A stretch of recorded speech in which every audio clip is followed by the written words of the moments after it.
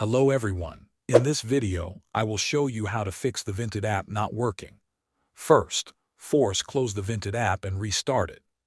Sometimes the app runs into a temporary glitch that stops it from working correctly. Closing it completely gives it a fresh start. On Android, open Settings, go to Apps, select Vinted, and tap Force Stop. Wait a few seconds. Then open the app again to see if the issue is fixed. If the problem continues, clear the app cache. Temporary files stored by the app can become corrupted over time and cause crashes or loading problems.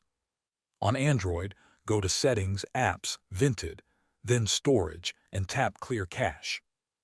After that, launch the app again and check if it works properly. If the app is still not working, reinstall it. This replaces damaged app files with a fresh copy and can fix freezing, lagging, or endless loading issues. Press and hold the Vinted app icon, then tap Remove App or Uninstall and confirm.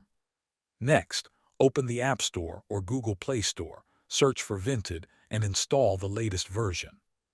Once the installation is complete, sign in and check if the problem has been resolved. Thanks for watching.